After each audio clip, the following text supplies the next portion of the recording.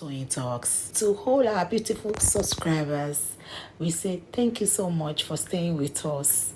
And you are new here, we are happy you find us. Please don't forget to like, subscribe, and hit the notification bell so you will be notified for more upcoming videos. In the comment section, please no derogatory comments.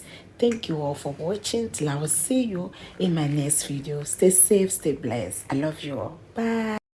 Tún bẹ́ẹ̀ lọ́wọ́ jọ sí pé bàbá ṣe bí ẹ sọ pé wọ́n ti fa irun ọmọdé yìí, báwo ni irun tún ṣe wá wà lórí ẹ̀ báyìí tó dirun sórí. Ọmọdé yìí ló dirun sórí yìí náà. Ṣe bẹ́ẹ̀ nígbà tẹ́ débẹ̀ tẹ́ roko ọmọ ẹ̀ kó wọ́n ti fa gbogbo irun ẹ̀. Níbo lẹ tún ti báwo ni irun ṣe wá dé orí ẹ̀. Kí n béèrè just because ẹ fẹ́ parọ́. Tó bá pè mí ni mò ń support Josie o. Gbogbo kinní yẹn lásán ó ti tó kí n padà lẹ́yìn. That is me. Tó bá pè mí mò ń support Josie tí mo rí gbogbo nǹkan yẹn. Tí mo dẹ̀ rí pé ló pa. Màá kọ̀ back off. Ọlọ́run.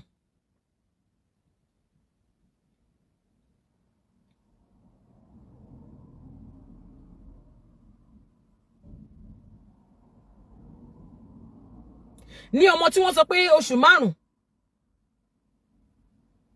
ni oyún ẹ̀ wà nínú Wùnmí nígbà tí wọ́n ti kọ orúkọ yẹn sára tí Mohbad ti kọ orúkọ yẹn sára oṣù 5 ni wọ́n ti pick orúkọ.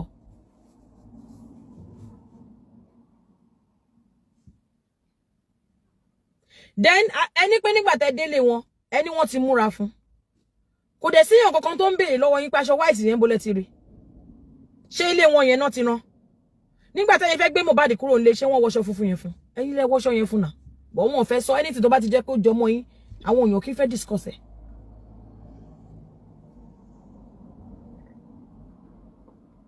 tó bá pé Wùnmí wà ní ibi tí wọ́n ti lọ ra pósí àbí Wùnmí wà ní gbogbo ìgbà tẹ́ ẹ gbé ọmọ yẹn lọ tẹ́ ẹ gbé kúrò nílé tẹ́ ẹ gbé lọ tó bá pé Wùnmí wà ń bẹ̀ ni gbogbo yóò bá sọ pé Wùnmí ló ra pósí yẹn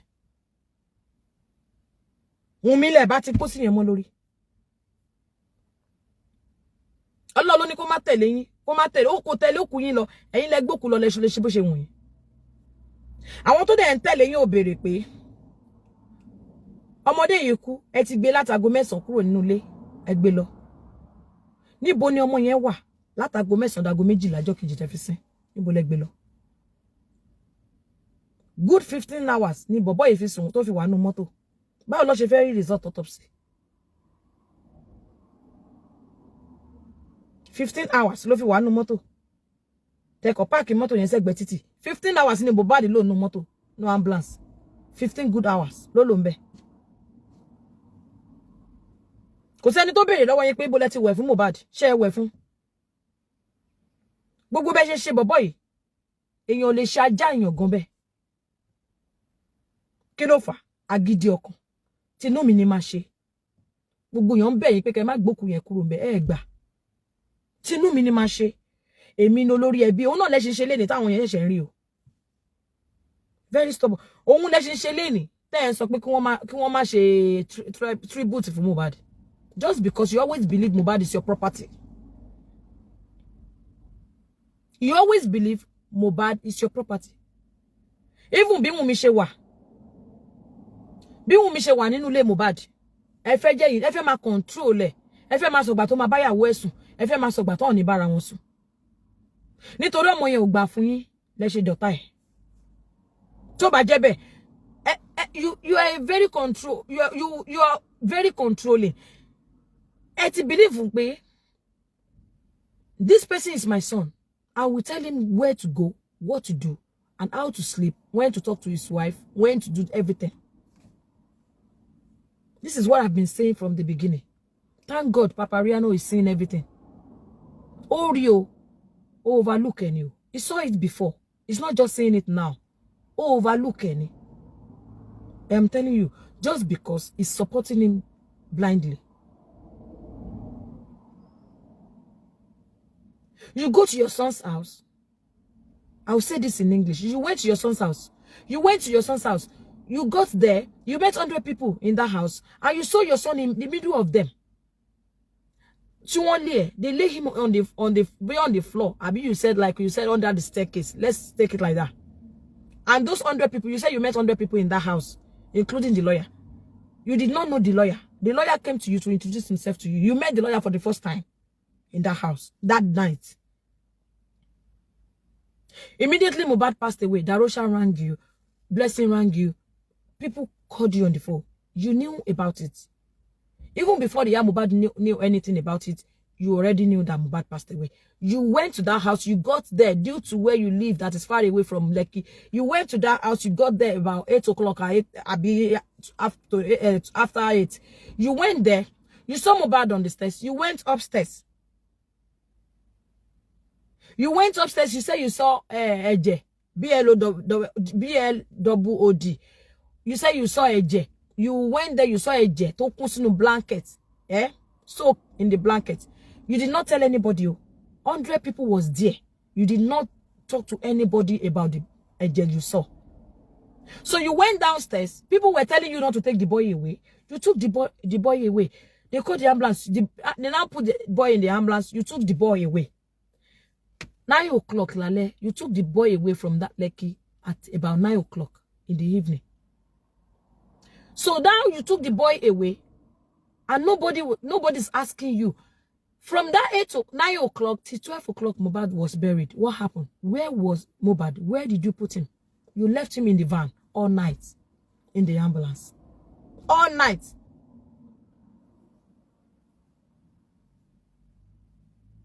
No personal care, nothing. You did not wash him. You didn't do anything. You dressed him in the van. You did everything in the van, as if Mohbad was homeless. Okay, let's say you went to the station. They refused to give you the report. You took him to the morgue, like you said. They refused to give you the report. They refused to take Mohbad. They refused to put Mohbad in the morgue due to not having the report with you. Why didn't you take Mohbad back to his house? Why did you take him away? Why did you leave Mohbad in the van for 15 good hours? And you bought casket. You and Darosha, you did everything in between you because the money was with Darosha. You asked somebody to give the money to Darosha. You did not ask question. What is the money for? You went to somebody's house. Somebody was offering you. Somebody offered you 2 million naira. You took the money. You asked them, okay, give it to this person. That means you took the money because you ordered them to give it to that person. For you to order somebody, they give the money. Somebody Amola want to give me money. And I say, oh, Amola, can you help me give that money to my sister? Amola still gave the money to me, not my sister.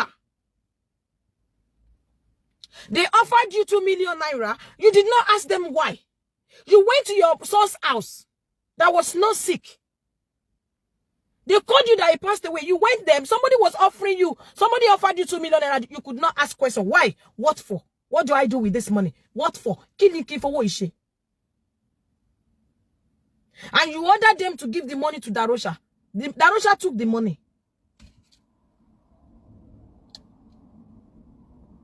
Darosha took the money.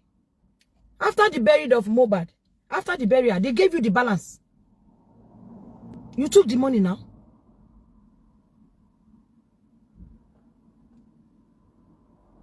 You left this boy in the van, in the ambulance, for good 15 hours. Why? You left this boy in the ambulance for 15 hours. And people did not see what is wrong in that. But other way around, they will see what is wrong in it. You did not wash him. You did not do anything. You bought the casket. You put that boy in the casket in that van. You dressed him up in the van. Who does that? You disrespected him. You disrespected this boy so much. And I keep saying it, this boy it is saying, let me dariji. Ẹ̀ṣẹ̀ tí Mohbad ti ṣẹ̀yìn kó tó kú, ẹ yọ oró ẹ̀ lára ẹ̀. Ẹ̀ṣẹ̀ tí Mohbad ti ṣẹ̀yìn kó tó kú, tí ó jẹ́ kẹ́ bá òun control ilé òun, ẹ yọ ilé oró ẹ̀ lẹ́ ń yọ lára ẹ̀. Ẹ̀ṣẹ̀ tí Mohbad ti ṣẹ̀yìn nítorí pé ó respect family, ó respect ìyàwó, ó respect ọmọ. Tó ti ṣẹ̀yìn, òun ló jẹ́ kẹ́ disrespect Mohbad nígbà tó kú. Òun lẹ ṣì ń ṣe dọ̀la. Ẹ̀ṣẹ̀ tí Mohbad ti ṣẹ̀yìn tí ó jẹ́ kẹ́ bá òun control ilé òun ló jẹ́ kẹ́ máa gbógun ti Wùnmí nígbà tí Mohbad ò sí ńbẹ̀ mọ́. pé àsìkò rẹ̀ tí máa fi yà nǹkan tó tí ọkọ ẹ wà tọkọ ẹ ṣe àsìkò tí máa fi yà jẹ yín lélẹ̀. And some people supported you to do it. They could not ask you questions. Why did you take that boy away? Okay, they refused to take the boy from you at the morgue. Take him back to his house. Respect his body. His mother too. Yes. You disrespected the body. You were very close. You were there. You were at the burial ground. You got a bricklayer to cement the place. That place was cemented. You went there to that burial ground with the bricklayer.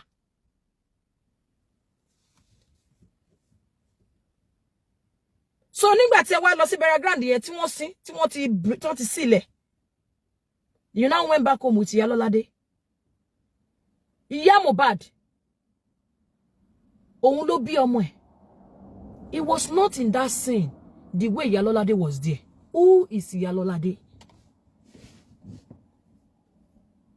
Why was she everywhere? The moment Mohbad was buried, Ìyá Lọ́ládé was saying, "Oh, ṣó ti tán? Ṣó dẹ̀ ti tán? Ó wá sínú life ọmọ ẹ̀, owó ló wá gbà. Owó náà ni owó lẹ wá gbà lọ́wọ́ ẹ̀, ṣó dẹ̀ ti wá tán?" And all these people supporting you, they could not look for Ìyá Lọ́ládé and question it. They could not interview Ìyá Lọ́ládé. Ìyá Lọ́ládé is not their family member. Ìyá Lọ́ládé is one of Baba Mohbad's mistress. Mistress Baba Mohbad ni Ìyá Lọ́ládé. Kò ṣe family friend. Girlfriend ni wọ́n.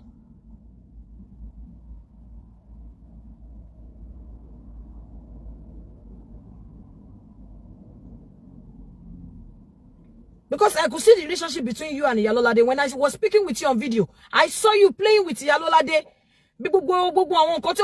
You know? The way you were touching him inappropriately. I saw everything. And I was like, I asked Ìyá Lọ́ládé, what is the relationship between both of you? When you say you fed daddy ni, when you know me fed daddy, kí lẹ wá ń ṣe? Because gbogbo nǹkan tẹ́ jọ ń ṣe tẹ́ ń tap ara yín ẹ ṣe rí kon ti fine ni. Àwọn ti fine sí mi lọ́rùn. I know there's something now. Ṣé mi sure de ni mi ni. Kí ni Ìyá Lọ́ládé ń ṣe nínú scene yẹn tí kì í ṣe òun ló bí ọmọ? Kí ni business Ìyá Lọ́ládé?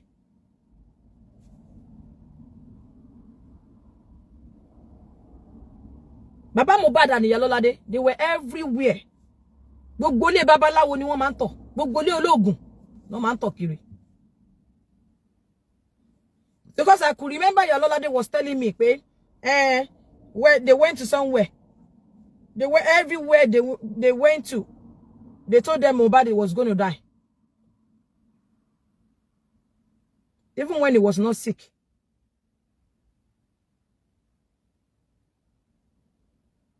Prophecy oríṣiríṣi ni wọ́n rí everywhere. When Mohbad was going to die.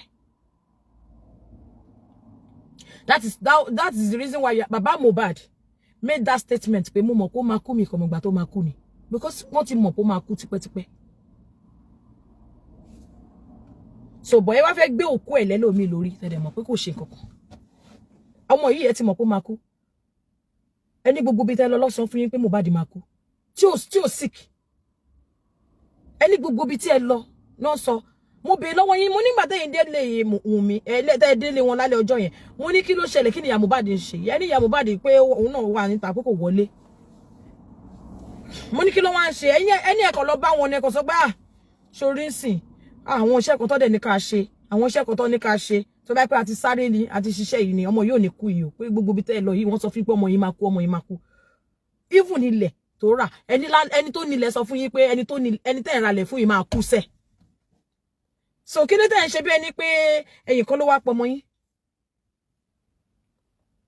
Ó lè jẹ́ mèrè ni, ó lè jẹ́ anything ni, but gbogbo ẹ̀ náà ti sọ fún yín pé nǹkan ọmọ yìí máa kú, pé kò ní long life. Everywhere tẹ́ lọ ti sọ fún yín pé Mohbad ò ní long life, ó máa kú. Ṣùgbọ́n the mother was not there. That is the same thing they are still doing right now.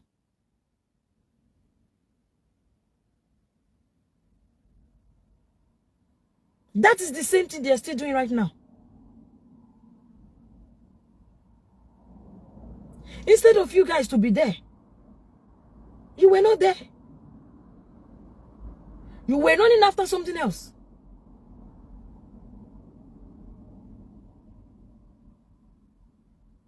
Àwọn ọmọ emere máa ń wà. Àwọn ọmọ eléré ó máa ń wà. But one thing I know, tí mo mọ̀ tẹ́lẹ̀ sọ fún mi tí mo gbọ́ lẹ́nu ní round ni pé Mohbad kò lẹ́mìí tó gùn kó máa kú. And you said you don't know. Ẹ mọ̀ kó máa kú bọ́ ẹ mọ̀ gbà tó máa kú ni. Everybody ló ti mọ̀. Even Blessing was not surprised. Gbogbo yín lẹ mọ̀ kó máa kú. But kò sẹ́ni tó fẹ́ kó mọ̀ ń kú. Kò sẹ́ni tó fẹ́ kí nǹkan burúkú ṣẹlẹ̀ sí èèyàn. Ẹni pé ya Lọ́ládé sọ fún mi pé ya Mohbad kò tara tó. Ẹni wù mí gan, ẹni nígbà kan ní pé nígbà tẹ́ lọ síbi ilẹ̀ ibì kan, ẹni wọ́n sọ fún Wùmí pé Mohbad ni máa nǹkan pé ikú wà níwájú ẹ̀. Ẹni Wùmí kọ́ sọ pé àwọn alátẹnujẹ ni wọ́n, ẹ má dá àwọn pásítọ̀ yẹn lóhùn jàre, alátẹnujẹ ni wọ́n. You said it now. You said it to me. Wí sáwọn èèyàn lè ṣe, wí tèmi náà lè ṣe tí ọkọ bá rìnà sí mo lè pé wo àwọn ni wọ́n tún ti bẹ̀rẹ̀. I understand. Ẹ láwọn nǹkan tó yẹ kẹ́ ẹ ṣe tán ní kẹ́ ẹ ṣe, ẹni pé wọ́n ṣe. Ìyá Lọ́ládé sọ pé ó lóun wá má Mohbad lọ sáwọn ibì kan, òun pè wọ́n lóṣìṣì pé kí ni tó ní kàn ṣe yìí ẹ lọ ṣe. Torí wọ́n ní bọ̀bọ̀ yìí, ó ní everybody ò kọ bí ara sí. So why ìta ṣe wá fẹ́ gbé ikú ẹ̀ lé ọmọ kan lórí ẹ wò pé stranger òun ọmọ ló ń jábégúndé. It is not nice.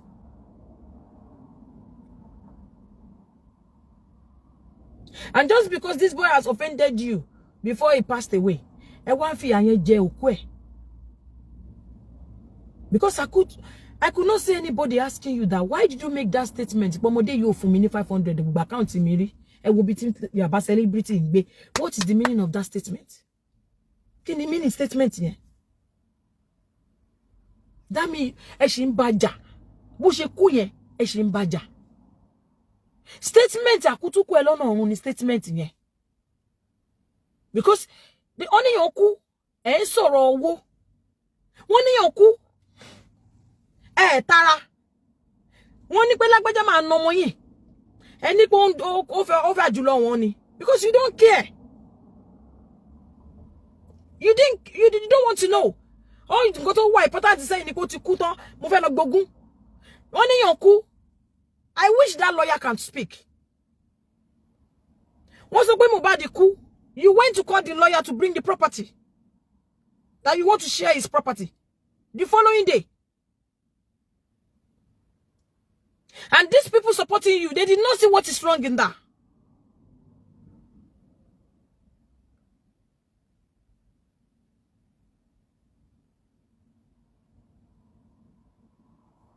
Wọ́n lè yàn kú, ẹ ń pe lawyer níjọ́ kejì. Ẹ lọ lawyer tètè kó gbogbo kíní wá èmi lọ lórí ẹbí o. Why? Báwo lè ṣe kí ló ṣẹlẹ̀? Ọmọ kékeré tí gbogbo yàn sunkún. I don't understand how you remember the property to be told. I don't understand why you're speaking about property. Ní ọjọ́ yẹn tí àwọn èèyàn tó mọ̀ rí gan. Nígbà tèmi náà rí pé ó kú, mo gbé náà bọ́ mi ìmọ̀ ẹni tó ń jẹ́ bẹ́ẹ̀. Mi ò mọ̀. Mi ò mọ̀.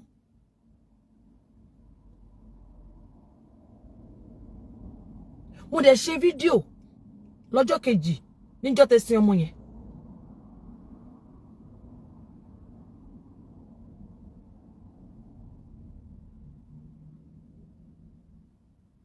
Fídíò tí mo ṣe lọ́jọ́ kejì yẹn tó lọ viral yẹn, òun ló jẹ́ kí n mọ̀ yín náà.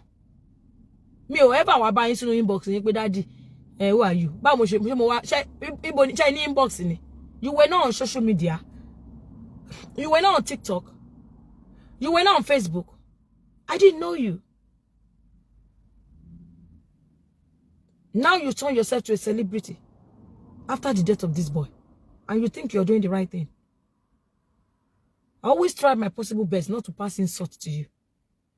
But when you're saying the truth, otoro o máa ń dàbí ìsọkúsọ, ebú ló máa ń jọ. Tí wọ́n bá ti ń sòtọ́, bí ìsọkúsọ ló máa ń rí, àwọn Yorùbá náà ló sọ, bí wọ́n ní tọrọ bí ìsọkúsọ, ó máa ń dàbí ebú, á dàbí insult tó bá ti ń correct, tó bá ti ń sọ nǹkan, tó bá ti ń sòtọ́. because I still feel for you pé ilé bí ọmọ ẹ̀. Mo sì feel fún yín pé gbogbo àwọn tó wà ń bí báyìí ẹnì kankan ní fọwọ́ gbọ́mọ sí ńbẹ̀. Mi ò wo pẹ̀lú mo kò rí àwọn akipanki game tẹ́ ń play yẹn ni mi ò like. I never had problem with you. But mi ò kí ń lè wà okay níbi tí wọ́n ti ń ṣe báyìí. I can't stand it. Kí o máa ṣe báyìí, kó máa ṣe báyìí. Nǹkan tó fẹ́ jẹ, nǹkan tí fẹ́ jẹ, o kí ẹ̀ kó bá tàyàn jẹ. Nǹkan tẹ́mi fẹ́ jẹ, mi kí ẹ̀ kó bá alágbájá lórúkọ jẹ. Èmi ò kí like ẹ̀. Mi ò kí like ẹ̀.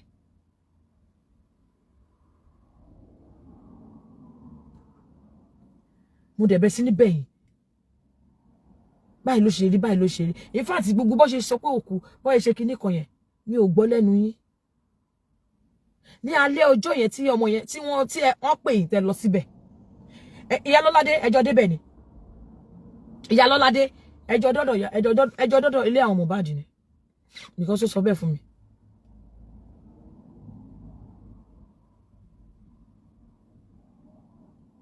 Ọkọ Lọ́ládé ó wà ńbẹ̀. In fact, gbogbo nǹkan tó ṣẹlẹ̀ nínú ilé yẹn pátá lálẹ́ ọjọ́ yẹn ọkọ Lọ́ládé ló sọ fún mi. Mi ò béèrè lọ́wọ́ yín, mi ò gbọ́ ẹ̀yin onu yín. Ọkọ Lọ́ládé ló sọ fún mi ní alẹ́ ọjọ́ yẹn gbogbo nǹkan tó ṣẹlẹ̀ níbẹ̀. Ìjọ́ tẹ́ sí Mohbad yẹn ni mo ti gbọ́ gbogbo nǹkan tó ṣẹlẹ̀.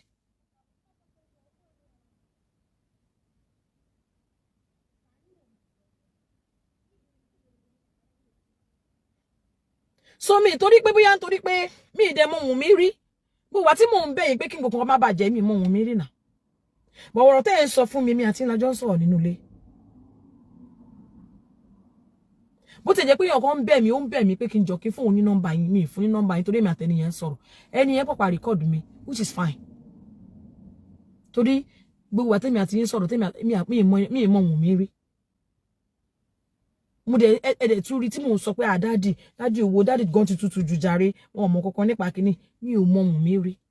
Ẹnu yín nìkan àti àwọn ẹ̀yin family yín nìkan mo ti ń gbọ́rọ̀. Mi ò dẹ̀ bá ẹbí ohun mi kankan sọ̀rọ̀.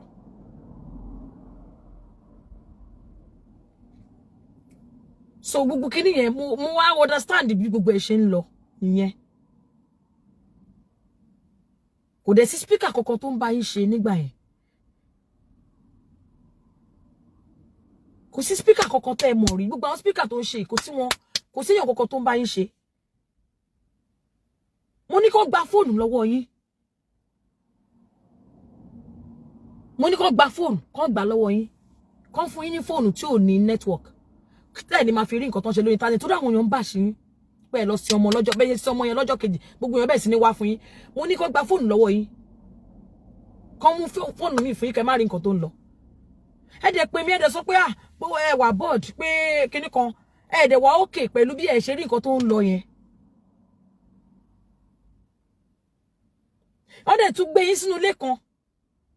Gbogbo ìgbà tí mi woman Kẹ́hìndé Ọ̀ṣọ́bà tó fi wá yẹn èmi tí ń bá yín sọ̀rọ̀ kí Kẹ́hìndé Ọ̀ṣọ́bà tó wá sínú life yín náà.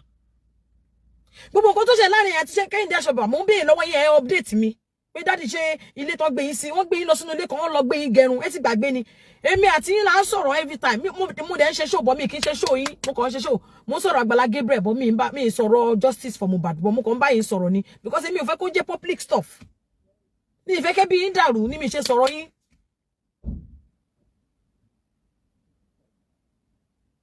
Video call èmi àti yín ṣe èmi àti yín à ṣe voice call rí video call every time ẹ má pè mí fún ẹ má sọ pé dáàdì ẹ̀ẹ́dẹ̀ ọrùn yín ti ṣe ti jẹun ṣe ti ṣe kinní kan ṣe ti ṣe nǹkan kan.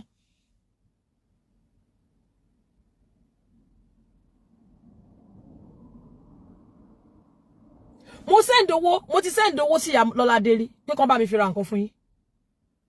Mo send owó sí Lọ́ládé mo ní kàn ra fruit fún yín pé ẹ ti rù kàn ra fruit fún yín pé kíní yẹn wàhálà yẹn ti pọ̀ jù.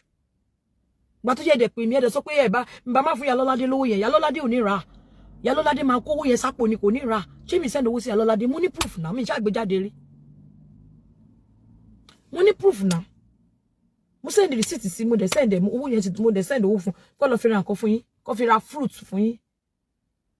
Gbogbo ìgbà tí mo sọ yìí kò sí speaker kankan tó ń support yín lórí social media kò sí anybody àánú yín ṣe mí ni Mi mọ Wùnmí. Mi mọ ẹbí kankan tó súnmọ́ Wùnmí. Gbogbo bí mo ṣe ń sọ pé daddy kíní kan tí mò ń bẹ̀ yín yẹn, mi mọ̀ bóyá máa bá Wùnmí sọ̀rọ̀. Èmi kàn ṣe nǹkan tó yẹ kí n ṣe ni pé wọ́n máa da family yín rú.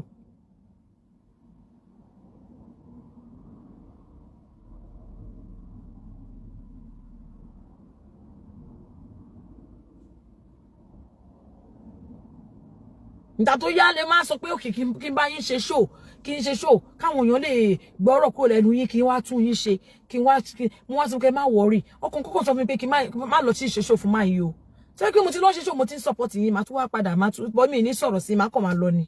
Because mo ń rí mo kàn sọ pé má worry because mo ń rí àwọn nǹkan àwọn ọ̀rọ̀ tẹ́ ń sọ. Mo sọ pé daddy ẹ má jẹ́ kán gbọ́ o.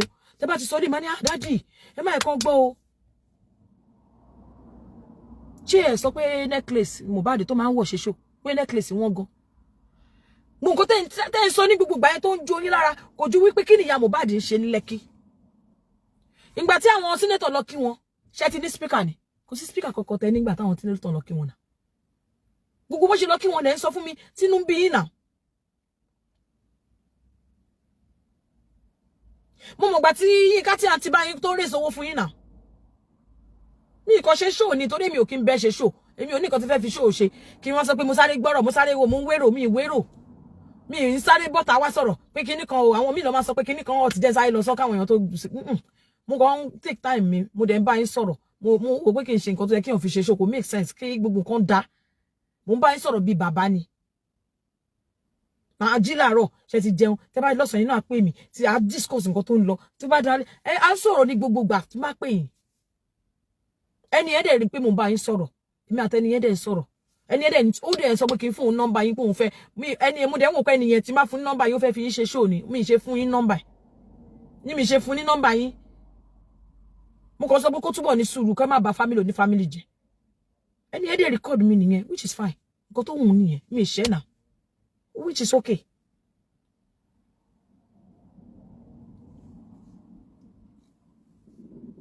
Kí ni mo fẹ́ ṣe? I only try to do my own best. Like, okay, everything kò ṣe pé kí ma protect home ti tèmi kí ma dálé onílérú. Gbogbo nǹkan tó ń ṣẹlẹ̀ yìí mo ti sọ fún yín. Gbogbo nǹkan tó ń ṣẹlẹ̀ bí tá wà yìí mo ti sọ gbogbo ẹ̀ fún yín kó tó di pé ó rí báyìí náà. Mo ti bá yín sọ gbogbo ẹ̀. Ibi tó máa end sí, ẹ ní like o. Ẹ ní like o daddy. Àwọn people yìí wọn ò nẹ́bí o, wọ́n máa bà family yín jẹ́ o. Wọn ò lẹ́bí o, wọ́n máa bà lé yín jẹ́, wọ́n máa bẹ̀bí yín jẹ́. But you refuse to listen. Especially in African TV wá wọnú life yín. Gbogbo nǹkan wá change. Mo wá advice yín pé ẹni yìí ń tàn yín ni, ẹni yìí ń tàn yín ni, ẹni yìí ń tàn yín ni. Ẹni yẹn wá promise ní heaven and earth. Ó wá sọ fún yín pé ó máa gbé yín travel all over the world. Ẹ máa lọ sí country 10. Ẹ máa lọ sí country 15. Mo wá sọ fún yín. Mo dẹ̀ sọ, Yalolade náà sọ fún yín pé kò, ó sọ fún yín o, torí mo gbọ́. Yalolade gan sọ fún yín pé kò irọ́ ló ń pa o. Ó sọ fún yín, ẹni yẹn náà máa gbé yín lọ, ó ní gbogbo bí tí Mohbad ò lè dé láyé, ó ní gbogbo bẹ̀lẹ̀ máa dé. Inú yín bá bẹ̀rẹ̀ sí ní dùn. Má wò ká.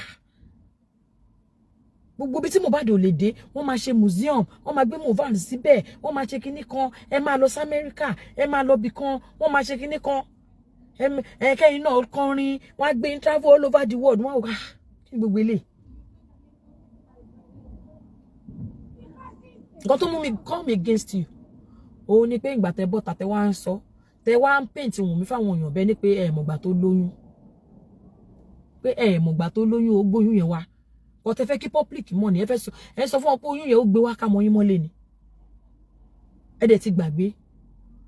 Pé ẹ expect pé mi máa jáde, ẹ ti mọ̀ pé ìwé ṣe mi lọ́wọ́ bọ́ ẹ expect pé mo lè ṣe show fún yín. Ẹ mọ̀ pé ẹ wà recorded, ẹ mọ̀. But ẹ believe pé máa support yín. Nǹkan tẹ́ bá ti sọ tó bá pé ìránṣẹ́ ìṣù ni mi ò ní gbé fẹ̀sùn síta mama gbogbo nǹkan tẹ́yin náà bá ń ṣe ni mama push pẹ̀lú yín náà bó kí ni mama ṣe nǹkan bẹ́ẹ̀ fún ọmọ ọlọ́mọ tí mo dẹ̀ mọ̀ pé lọ́lẹ̀ pa ní lè ṣe náà ó dẹ̀ bẹ̀yìn mo bẹ̀yìn kí tó bọ́ta yáde no kò dà náà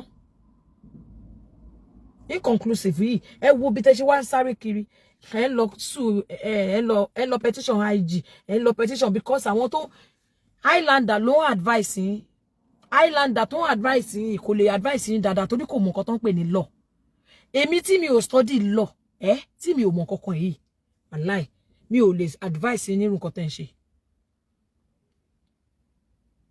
Mi ò lè advice yín nǹkan tẹ́ ń ṣe. Nígbà tí mo wà pẹ̀lú yín, ọmọ láìlẹ̀ bá ti lọ bá. Nígbà tí mo wà pẹ̀lú nígbà tí mo sọ fún yín lọ́jọ́ sí mo ní daddy DNA yẹn wọ́n ní fún yín o. Ṣọ́ ti fún yín báyìí. Ní wọ́n ní fún yín. Àfi tí Wùnmí bá fẹ́ fún yín. Mo sọ bẹ́ẹ̀ fún yín bí mo sọ fún yín náà nìyẹn. That was last year. Mo ní DNA daddy ẹni rí DNA ìgbà àfi tí Wùnmí bá sọ pé willingly òun fẹ́ ṣe. That's why I told you. Mi ìdẹ̀ mọ́ Wùnmí rí gbogbo gbà yẹn. Mi lè tó ní mo support yín kí ma advice yín wrongly kí ma sọ pé ẹ máa gba DNA lọ́wọ́ ọmọ yẹn ọmọ òṣì mi ò lè ṣe bẹ́ẹ̀ tí ó bá ti right ma sọ pé kíní yẹn lè rí ṣe ẹ ṣe gbà fọ́lọ́run kò tí mo sọ fún mo ní daddy ẹ ṣe gbà fọ́lọ́run ẹ wo gbogbo ẹ bó ṣe já sí láti last year ẹ tún lọ ṣe autopsy ẹ bá wa gbé autopsy yẹn síta sa bring out your autopsy ẹ bá wa hashtag wọn bring out your autopsy please I want to see your hashtag. Bring the autopsy results. We want to see it. Autopsy yẹn ti lulẹ̀. Ẹ wá ń sá eré koloba kí lẹ ń sá eré fún. Gbogbo ilé tẹ́ lọ ń kọ lẹ́tà sí IG tẹ́ ń kọ lẹ́tà sí commissioner tẹ́ ń kọ lẹ́tà kiri yìí. Kò lè help yín. Tẹ́ bá gbé autopsy yín débẹ̀ ńsìn wọ́n after all lè pín yín fún question because gbogbo nǹkan tẹ́ ẹ kọ sínú petition yẹn. They can use it against you because it's not could make sense. Hey, accuse someone you're wrongly for what you have no proof for. You for all this thing you put in that petition, you have no proof of them. You're just talking. Bring the autopsy results. UK, need the show tó ń ṣe show fáwọn èèyàn tó ń bú àwọn èèyàn tó ń ṣépè fáwọn èèyàn yẹn. Autopsy yẹn gogo la fẹ́ rí. Bring out the autopsy results. Stop coming on social media. You came this morning now, you talk 4 hours, 5 hours. Where is the result of autopsy? That is what we care about now. We want to see the results. We want to see Wunmi in the autopsy. And you say we are supporting Wunmi blindly. And when you're supporting Wunmi, you were cursing on everybody. Okay, use your truth to debunk our lies. We are lying because you say we know the truth. We are lying to support Wunmi. Then bring your truth. Let him know what. Bring your truth. 4 hours show with no direction because you were not yourself. And to man who you were not with yourself. You're not yourself. You were just like confused, like what am I going to do now? Oh, we're confused, the result is out. Bring the result out. Bring out your Lule autopsy. We call you Lule Nation. Now you put O at the back of Lule. You are calling us Omo Lule. What is the meaning of Lule? You guys say Lule. I will shut up and shut up. Lule anyway. What DNA? I can joke over. I post on the bed. Any problem? Why you go to son kiri? Say you want to plan boy ni. Aberi àwọn tó ti mú Wunmi pẹ̀lú spending. Aberi wa pẹ̀lú Naira Marley. Wa gbogbo wọn kiri. We are not looking for anybody. And the man show talking one con tí ó sọnù kiri. When you're saying the truth, your truth will always be truth. Kò sí nǹkan kan tí ó máa ń borí òtítọ́ yẹn ló máa jẹ́. You don't need to be running around. Go to your bed and sleep. The truth will always be the truth. And tó bá ń parọ́ láyé, you will always be looking for something to cover your lies every time. Kí lẹ wá ya Mohbad fún? Tó bá yẹ pé ṣó tọ́. Ya Mohbad was not there when Mohbad passed away. So kí ni nǹkan tí ya Mohbad fẹ́ sọ fún yín? If you're saying the truth, you don't need to go that length. Like, come on, stress around. We don't have to do that. I have never spoken to Prime Boy. I have never called his number. I have never called anybody. I've never spoken to Spending. Mi ò bá Naira Marley sọ̀rọ̀ rí. Mi ò pè rí. Mi ò ṣe nǹkankan. For what?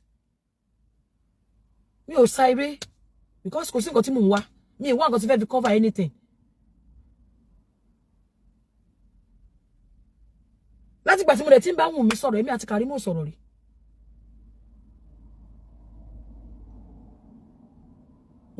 Ẹ̀kan ni mo bá King White gan sọ̀rọ̀ rí. That was then, Bear Mash. Because I don't have to. Kò sí nǹkan tí yẹn uncover. Kò sí nǹkan tí yẹn hide. Bàbá ti sọ̀rọ̀ wa bọ́ sórí bẹ́ẹ̀dì wa àásùn. Bẹ̀rù pé nǹkan kan fẹ́ jáde because there was nothing. Ẹ̀yin lè fẹ́ kó fẹ́ parọ́ mọ́ ọmọdé kò sí nǹkan kan tó jọ. Àwọn kan sọ pé really iṣẹ́ ti ríbi tó máa ti ra orí èèyàn mọ rinrin tí irin yẹn dẹ̀ máa fọ́ torí ẹni yẹn ò dẹ̀ ní fọ́ sílẹ̀ lẹ̀. I don't understand.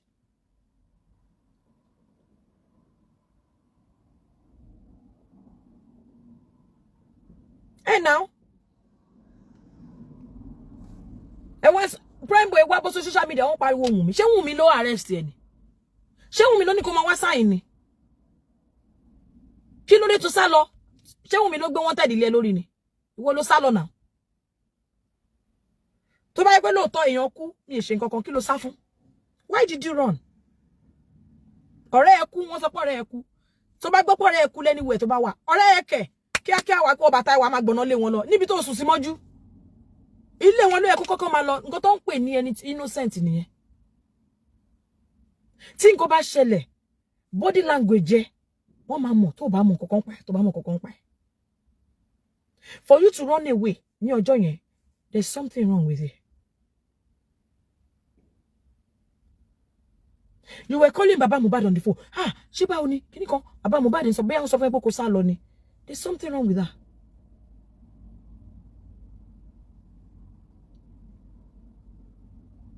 Ẹ̀rù bá Wunmi. Now you guys will like police to compromise. Police will not. Who is Wunmi? Who is Wunmi? See, police will not arrest Obashinkan. But they can't just arrest her because they don't have any proof against her. Obashinkan. Abẹ́rẹ́ pààyàn ṣe ń gbọ́ ni. Wọ́n pe nurse. It is common in Nigeria. Most people wọ́n lọ pe nurse. Ṣẹ̀rù bà wọ́n àwọn Adeleke. Nurse, bó ṣe mi wá ṣe kú yẹn ló ṣe kú. Kí ló ṣe sí? Àwọn olówó gan máa pe nurse. Talk in hospital. Kí ló tẹ́ wọ́n ṣe bẹ́ẹ̀ nípa ẹ̀gbọ́rí? It happened a lot in Nigeria. Kini, it's a very straightforward case. Ẹ wá pariwo Wunmi, come and tell us who pa Mohbad. Come and nurse ló pa Mohbad. Ẹni ó sọ pé kini kan òun men tó pa Mohbad òun ò fẹ́ sọ. Òun men tó pa Mohbad ṣé kò mọ̀ pé nurse ló pa Mohbad ni. Nurse ó mọ̀ pé nurse ló pa Mohbad ni. Àbí Wunmi. Wunmi who pa Mohbad. Nurse Feyi Shara. Ló bá tán. Kó wá lè jọ́. Ẹnu sọ pé industry god tí wọ́n lù kiri ló ń sọ àwọn tó ń bully ẹ̀ ṣé ẹ mọ̀ pé industry god làwọn tó ń bully ẹ̀ yẹn ni ṣé bẹ́ẹ̀ mọ̀ pé Naira Marley industry god ni àwọn Sam Larry àwọn tó ń lù kiri náà ń pè bẹ́ẹ̀ náà kí lẹ tó fẹ́ mọ̀. Registered nurse was the one injected Ṣẹ̀rùbà àwọn Adeleke at the end of the day nígbà tí wọ́n mú tó fẹ́ ṣe gbogbo ó ní kó fi sílẹ̀ wọ́n ní kó àwọn ẹbí ẹ̀ ní kó fi sílẹ̀ náà. What will you do? Ẹ̀múyẹ tó inject tó ti dárọ̀ ẹ̀múyẹ tó inject tó ti bá tiẹ̀ jẹ́ wọ́n kí ni nǹkan tẹ́ ẹ̀ ṣe bẹ́ẹ̀ ni pé ẹ̀ tí gbọ́ rí pé nọ́ọ̀sì gúnyàn wọ́n inject yàn wọ́n glèrè. It happen everywhere. Medical negligence is everywhere. Even nílò òyìnbó ó máa ń ṣẹlẹ̀ lọ́spítù. Ó máa ń ṣẹlẹ̀.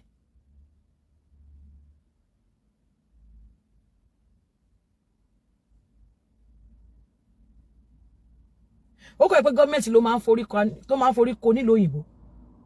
Nítorí pé gọ́ọ̀mẹ̀ntì làwọn nurses yẹn máa ń ṣiṣẹ́ fún.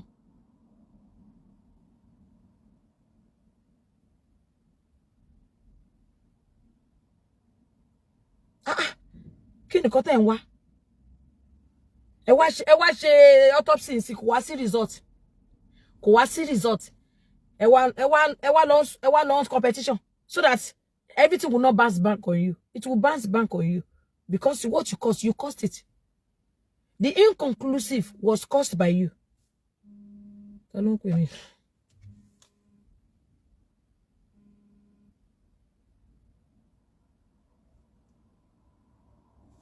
Hello. Oh, I lórí life. No.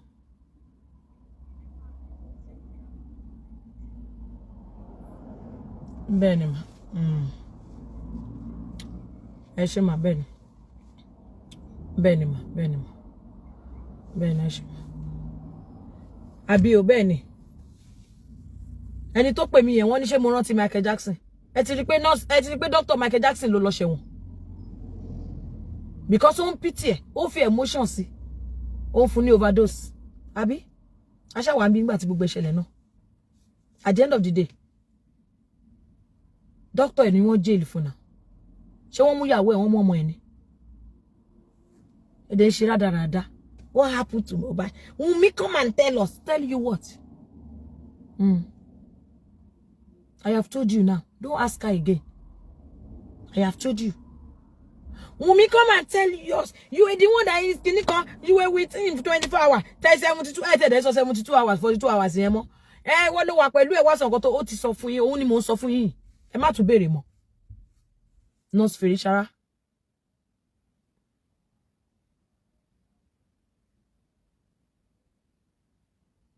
I have the video with me.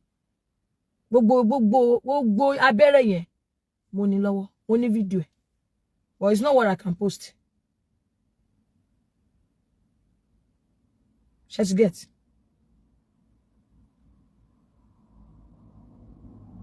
The nurse that injected Sheruba one was charged to court.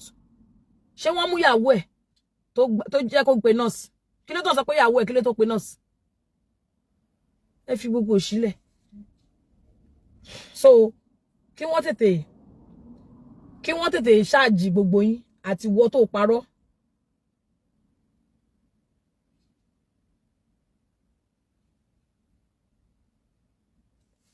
Ìwọ tó ń parọ́. Wọ́n ní kí wọ́n lọ máa scrutinize ọlọ́pàá àwọn bank account ọlọ́pàá. I hope everything come back to you. I am waiting for what is going to happen concerning this petition. Mo ń dúró. Àwọn nurse àwọn Islander tí wọ́n kọ yín yẹn tí wọ́n kọ wrongly pé kó lọ gba nǹkan kó lọ béèrè nǹkan tí ò sí ńbẹ̀. Wà á rí gbọ́. Pé ẹ̀yin kọ́ ló máa fi kó ifá ńlẹ̀ ẹni rọ ni. Gbogbo owó tẹ́ gbà go for me yẹn wàláhì case lẹ máa fi ṣe.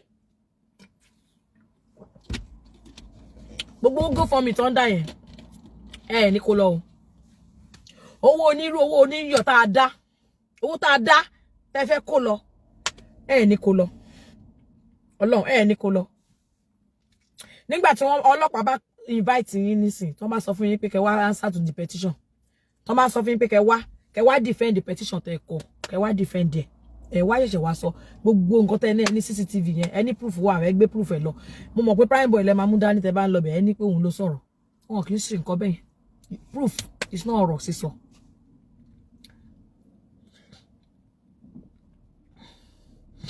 The police should also scrutinize Josie Wema and Access Banks. Your investigation is solid on this matter, and that's how to fight for true justice. I am telling you. I am telling you.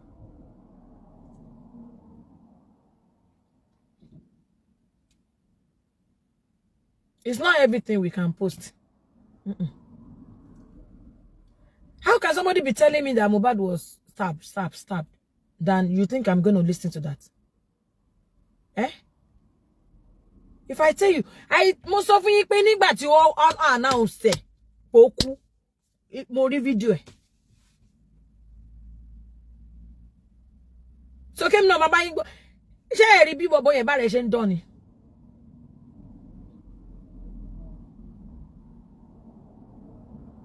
Àwọn kan wá sọ pé nígbà tí Mohbad kú mi sá lọ ó kọ́kọ́ sá lọ kí ló tó sá kúrò nílé kí ló ṣẹlẹ̀ tó bá ní kan tó hide ṣé wọ́n sọ fún mi pé mi sá kúrò nílé ni nígbà tí Mohbad kú wọ́n sọ fún mi pé mi sá kúrò nílé mo yọ ọlọ́pàá tó wà nínú ilé wọn tọ́jọ́ ń sùn mọ́jú 247 ni àwọn ọlọ́pàá wọn kó gbogbo wọn sínú ilé wọn ni báwo ló ṣe sá kúrò nílé àwọn ọlọ́pàá wà ńbẹ̀ 247 tí àwọn ọlọ́pàá wọn kó wọn lòdù wọn síbẹ̀ ni ẹ wo kó bó ṣe ń ṣe yín lọ irọ́ yín ti pọ̀ jùjọ. Where is Nurse Ferishara self?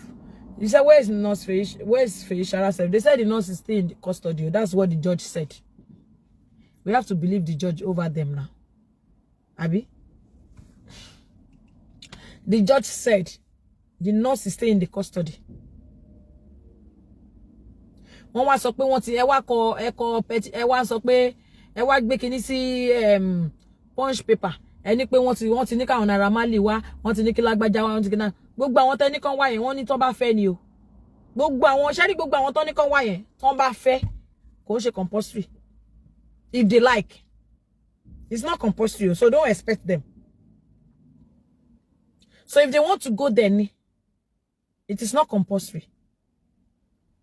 He asked for the lawyer. He asked for the Naira Marley Sam Larry, àbí Naira Marley. He asked for gbogbo àwọn èèyàn tí wọ́n bá fẹ́. Kò ṣe dandan. Because wọ́n ní nǹkan kan tó fẹ́ bí wọn. Wọ́n ní nǹkan kan tó fẹ́ bí wọn, ilé fẹ́ béèrè question lọ́wọ́ wọn. Kò sí tó kan judge mọ́. Ó wò pé ìṣẹ̀lẹ̀ ṣe. Kò sí tó kan corona judge nínú gbogbo nǹkan tẹ́ ń sọ yẹn. Gbogbo nǹkan tó fẹ́ béèrè ọlọ́pàá ti wọ́n ti ní statement already. So kò sí nǹkan kan tí wọ́n fẹ́ bí yẹn, ilé fẹ́ gbé, ẹ fẹ́ máa gbéra yín lẹ́nu jó.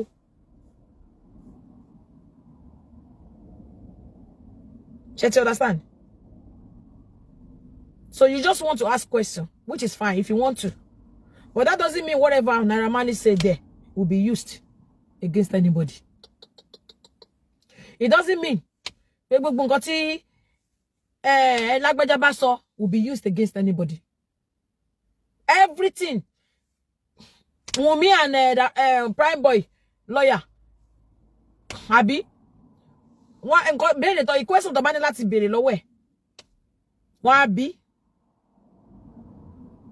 I mean, just do it. Whatever you say or wherever Wunmi is going to say there will not be used against anybody. Sure you get? It is optional. If they want to come, if they like, it is not compulsory. So, lawyer mobile Prime Boy o ba sọ̀rọ̀ ata dalẹ̀. Kò mí pé nǹkan tí lawyer tí Wunmi sọ will be used against Wunmi. Just forget it. It's the police that are doing investigation, not Corona. Sure you get? Not Corona. Corona is not doing investigation for anybody. Sure you get? Inconclusive. They might end up not charging anybody except the nurse and Prime Boy. Other than that, but the nurse will still go down. But we don't know. Okay, lo fa tó fi jẹ́ inconclusive. Joseph Aloba ló cause it. Kini ẹ fi jẹ́ inconclusive. Ẹ̀yin lẹ cause inconclusive fún gbogbo wa.